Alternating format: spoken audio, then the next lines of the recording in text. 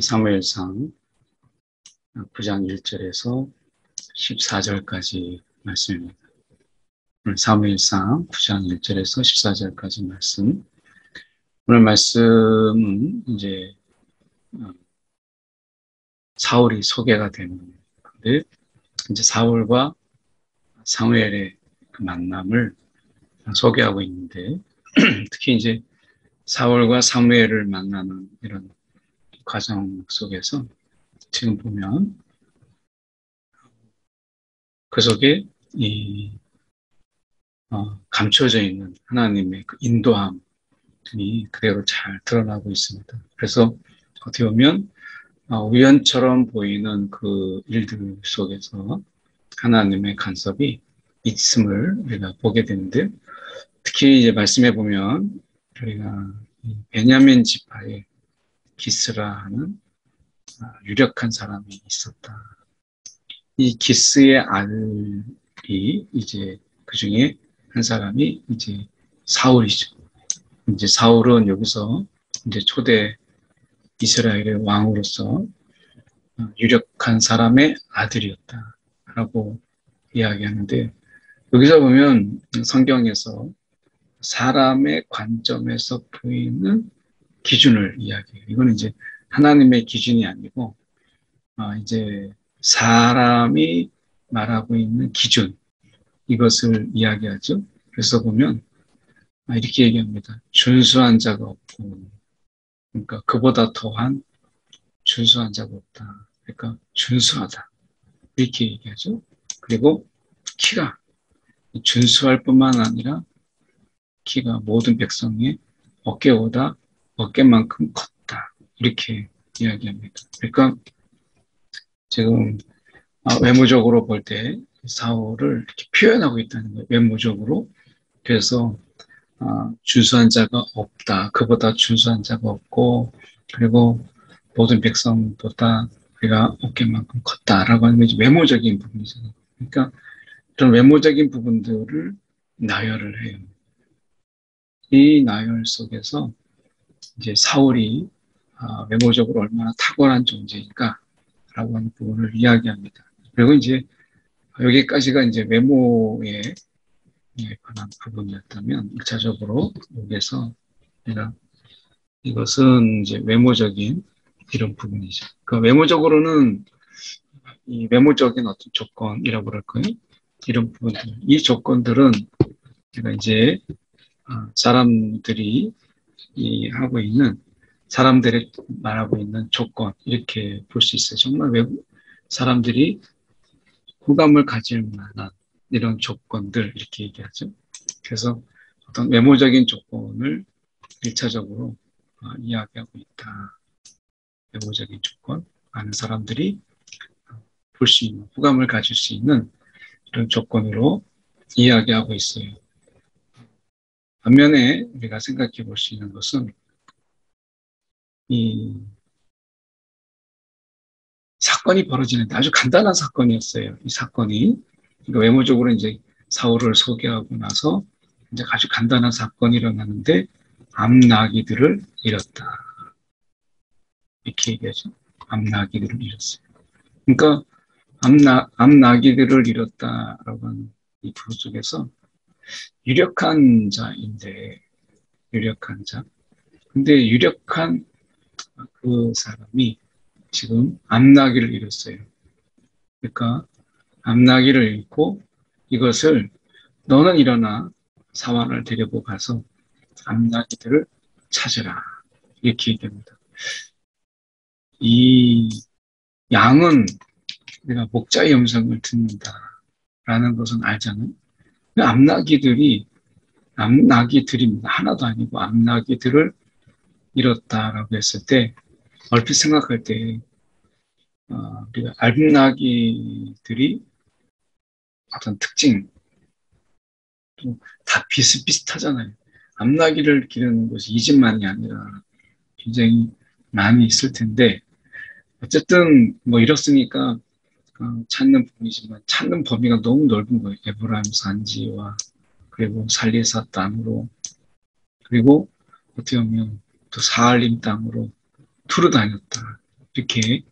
그래서 당시에 이 가축이라고 하는 재산의 부분에 대해서 잃어버렸으면 말지가 아니라 이런 부분들 속에서 그러면 이 목자의 목동의 시대 속에서 이 자기의 이런 가축들에 대한 그 애정이 얼마나 깊었는가라고 하는 것을 좀 보여주기 있는 하는 이런 부분이기도 해요.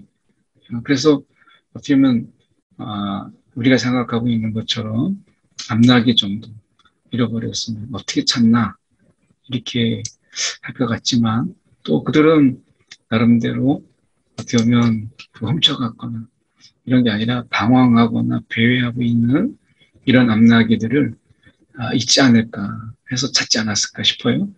어쨌든 찾는 범위가 에브라임, 살리사, 그리고 사할림 땅으로 두루 다녔다. 그리고 그곳에는 없었다. 라고 이야기합니다. 그리고 그러면 베냐민 사람의 땅으로 베냐민 사람의 그 땅으로 두루 다녔죠. 이 베냐민 지파고 그러니까 베냐민 지역에 여러 지역을 찾아다녔지만 못 만났어요. 만나지 못했어요. 그러다가 숲 땅에 이르게 됩니다. 돌아가자 이렇게 얘기하죠. 돌아가자. 그리고 이제 아버지가 걱정하실까봐 두렵다.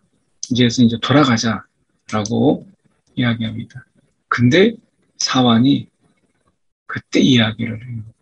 성읍의 하나님의 사랑, 존경을 받는 사람이다. 자, 여기서 우리가 이야기에 좀 부분들이 이상하게 흘러가고 있는 부분을 보게 되죠. 여기서 메모가 서게 되고 그러다가 암나기 하나를 잃어버리게 돼요. 그러니까 이 암나기들을 잃어버리는 가운데 찾아오라고 하고 찾지 못하는 속에서 이 암나기를 찾다가 어디까지 오느냐. 결국에는 우리가 이 존경을 받는 사람, 하나님의 사람. 이게 누구겠어요? 여기서 이 사람은 우리가 아시다시피 사무엘을 이야기합니다. 사무엘이 당시에 사사로 있었잖아요. 그래서 사무엘을 이야기하는 것입니다. 그래서 이 사무엘을 이제 있는데 하나님의 사람이 있는데 존경을 받는 사람이라. 그가 말한 것은 반드시 응하나니 이렇게 얘기합니다. 그래서 사환이 지금 이야기를 해요. 그래서 사무엘을 이 암나기가 잃어버린 것을 통해서 이제 사울이 사무엘을 만나게 되는 계기가 됩니다. 자, 이 속에서 정말 우연일까요? 사울과 사무엘의 이 만남이 우리가 정말 우연일까? 오늘 하나님께서 우리의 일상 속에 일어나는 이런 소소한 일들 속에서 하나님의 간섭하시고 하나님 간섭하시고 역사하시는 것을 우리가 보게 돼요.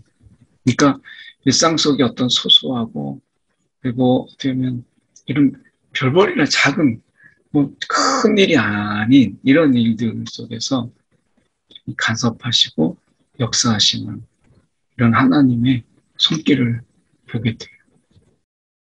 그러니까 어쩌면 우리가 일상이 다윗이 그렇게 볼 수 있잖아요. 다윗에게 있어서 일상은 그 자체가 기적이었어요.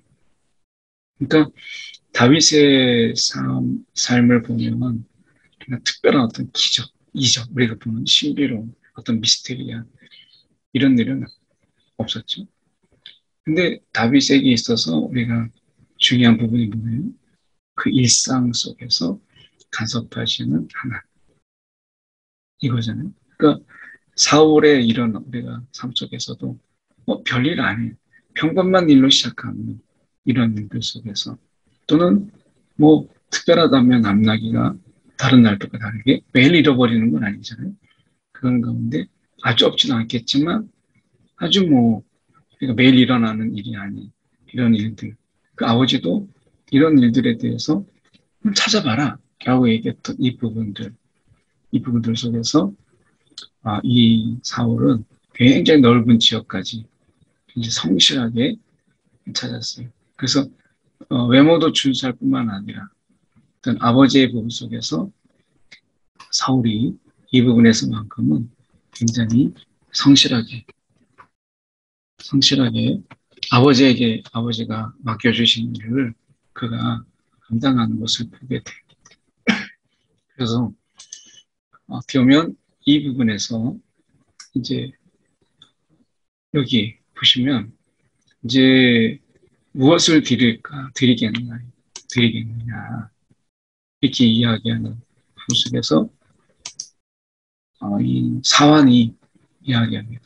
내 손에 은 한 세겔의 4분의 1이 있다. 이렇게 얘기하면서 어떻게 보면 마침 이제 남은 돈이 딱 그게 있는 거예요. 그래서 우리 길을 가르쳐달라. 우리가 생각해 볼 때 여러분이라면 이렇게 하겠어요?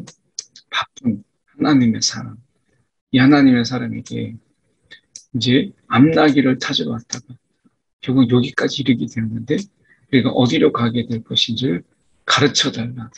우리 길을 가르쳐달라. 이렇게 얘기한다는 게 얼핏 하나님의 사람을 그렇게 당시 동네 개를 잃어버린 개를 찾을 때 우리가 생각해 보세요. 동네 개를 잃어버렸는데 그 개가 어디 있는지 만약에 누군가가 저를 찾아와서 교회 문을 두드린다고 생각을 해보십시오. 그러면 제가 어떻게 생각할까요? 정말 그 개를 아끼시는구나. 그래서 개를 어디로 가는지 물론 이제 그럴 수 있죠. 근데 아마 이 동네에 사는 분들이 개를 잃어버렸다고 교회를 찾아오진 않을 것 같아요. 제가 저보고 교회를 어디로 가야 됩니까? 라고 물어본 분도 없었고 앞으로도 없지 않을까 싶어요. 그런데 이 사환의 엉뚱한 제안이잖아요. 여러분이라면 이 사환의 엉뚱한 제안에 그러니까 여러분이 흔쾌히 조그만 돈도 있으니까 이것을 사환의 이 이야기에 귀를 기울여서 하기 쉽지 않아요. 그런데 그러면 선견자 이때 당시에 선지자라고 하지 않고 선견자라고 하는 것은 의도적인 이야기죠. 선지자라고 하는 이 말은 좀 다르죠. 선지자라는 말은 우리가 원어적인 뜻에서는 하나님을 대신하는 자. 하나님을 대신하는 자가 선지자고 선견자는 우리가 말씀 그대로 뭔가 앞니를 내다보는 자, 앞에 앞니를 좀 내다보는 이런 개념이죠. 좀 다르죠. 전혀 다르죠. 그러니까 우리가 선지자를 이해할 때 우리는 이런 개념으로 이야기보다는 선견자의 의미로 많이 앞니를 좀 내다보고 미래를 좀 알고 있는 이런 일로 우리가 많이 생각을 하는데 선지자는 하나님을 대신하는 자. 그러니까 지금 사환이 이것을 왜 선견자라고 굳이 이야기했느냐면 선지자라고 한다면 오지 않았을 거예요. 하나님을 대신하는. 그 하나님을 대신하는 그를 이렇게 쉽사리 우리가 암나기를 찾으러 오기 위해서 오지 않았겠죠. 그러니까 사환의 그 생각까지도 하나님께서 사용하시는 것을 보게 돼요. 놀랍잖아요. 그러니까 선견자라고 하는 것, 어디로 갈 길을 우리가 어느 길로 갈 것인가를 가르쳐 달라. 이것을 지금 지혜를 좀 얻기 위해서 또는 앞니를 좀 내다보기 위해서 이걸 이렇게 하는 거죠. 그러니까 선지자로 만약에 이 사무엘을 인식했다면 오지 않았을 거예요. 근데 사환은 선견자로 인식하고 있었기 때문에 이쪽으로 온 것이죠. 그래서 내 말이 옳다. 사울의 내 말이 옳다 가자 이렇게 얘기합니다. 그래서 이때 당시에 여기서 성실함도 이야기하고요. 여기서 또 하나 볼 수 있는 사울의 우리가 보면 귀를 기울이는 자였죠. 그래서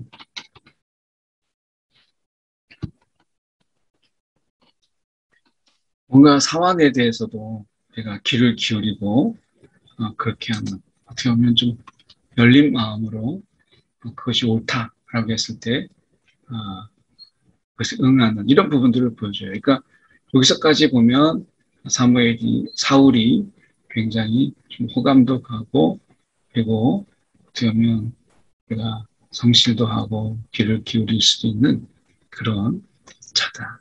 이렇게 말할 수 있어요. 좀 호감적으로 또 좋게 사울을 소개하고 있는 것을 보게 됩니다.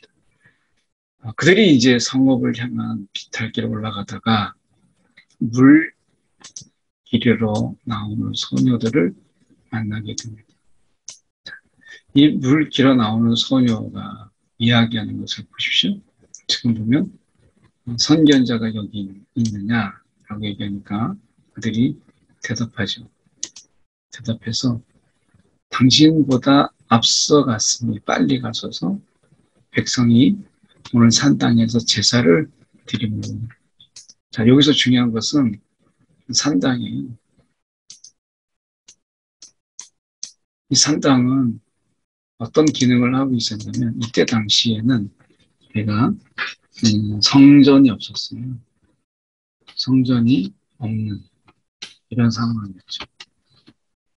그 성전이 없는 이런 상황에서 그리고 어떻게 보면 이제 성막이라고 하는 이런 부분들이 있지만 성전이 없는 이런 상황 속에서 그들 속에서 이 산당은 중요한 예배의 자리였어요. 이것을 대신할 수 있는 그 성전이 없는 이런 상황 속에서 산당은 중요한 제사의 자리였다. 이것이 근데 나중에는 변질되죠. 아시다시피. 그래서 이제 산당이 나중에 이제 이단과 또 음란한 제사들을 행하게 되는 그런 자리로 바뀌어요. 그래서 산당은 어쨌든 이 당시에 우리가 성전이 없는 상황 속에서 제사를 드릴 수 있는 그런 장소였다. 그래서 지금 뒤에 나와 있는 산당들, 우리가 11개 사마에 나와 있는 산당들하고는 좀 차원이 다른 그런 부분이죠. 역할이. 그래서 제사를 드림으로 오늘 성읍에 들어오셨나이다. 그래서 당신들이 성읍으로 들어가면 그가 역으로 산당에 올라가기 전에 만나리라고 이야기합니다. 그래서 이 만나리라라고 하는 아주 구체적으로 그리고 디테일하게 이렇게 이야기하고 있는 이 소녀라고 하는 이 부분 속에서 이것이 정말 여기까지 우연이냐. 그 속에서 하나님의 보이지 않는 그 시간, 정말 만날 수 있는 그 시간까지 정확하게 하나님께서 간섭하시고 개입하시는 것을 보게 돼요. 이것을 우리는 하나님의 간섭과 개입, 이것을 우리는 섭리라고 하죠. 하나님의 이런 섭리, 이런 하나님의 섭리가 우리 속에 있다라고 하는 것을 말씀하고 있는 거예요. 그래서 이런 하나님의 섭리가 이 속에서 우리가 있다라고 하는 것을 우리가 보게 됩니다. 그래서 이런 섭리의 이런 부분들이 있음으로 인해서 우리가 이제 매 일상을 살아가는 그 부분들이 의미가 있는 거죠. 그래서 이 부분을 우리가 보게 되고요. 그래서 우리가 보면 성으로 올라가서 그리러 들어갈 때 사무엘이 마침 이렇게 되죠. 사무엘이 마침 산당으로 올라가다가 마주 나오더라. 마침이라고 이야기하잖아요. 그러니까 우연이라고 하는 보여지는. 근데 이 부분 속에서 마침은 우리가 이 하나님의 간섭을 이야기하고 있는 이런 부분을 우리 가운데 이야기하고 있습니다. 그래서 이 마침이라고 하는 이 말이 하나님의 치밀한 그리고 아주 세밀한 이런 간섭을 하나님께서 말씀하고 있는 것입니다. 오늘 우리의 일상이라고 하는 이 부분들이 그냥 흘러가는 것처럼 보이지만 하나님의 시각으로 볼 때는 하나님의 개입이요, 하나님의 세밀한 간섭이라는 것을 우리가 깨닫게 됩니다. 오늘 말씀을 우리가 좀 생각하면서 우리가 잠깐 1분 정도 함께 기도했으면 좋겠습니다. 네, 기도하겠습니다. 사랑이 많으신 하나님 아버지, 감사합니다. 오늘도 우리 일상 속에 함께 하시고 우리의 발걸음과 우리의 길을 인도하시는 주님, 오늘도 주님을 의지하며 오늘도 우리가 사랑을 하여 주시옵소서. 주님, 오늘 우리 가운데 보이지 않는 가운데서도 하나님의 손길 가운데 함께 하시는 주님을 찬양합니다. 주님, 우리 가운데 오늘도 동행하신 주님, 오늘도 주님과 함께 동행하는 우리의 심령이 되게 하여 주옵소서. 주님, 오늘도 하나님 없는 삶이 아니라 하나님과 함께하는 귀한 하루가 되게 하여 주옵소서. 사랑에 많으신 하나님 아버지, 이 시간에 기도합니다. 오늘도 우리의 삶과 또 모든 인들 가운데 간섭하시며 또 도우시는 주님, 오늘도 우리와 함께 하셔서 우리가 홀로 가난히 어려운 땅에 살아가지 않게 하시고 우리와 동행하시며 함께 하시는 주님, 우리의 삶 속에서 간섭하시고 개입하시고 역사하시는 주님을 오늘도 의지하며 살아가게 하여 주옵소서. 오늘도 주님과 더불어 이 하루가 시작되었고 또 이 하루를 보내는 것을 잊지 않게 하여 주옵소서. 살아계신 예수 그리스도를 받들어 기도드립니다. 아멘.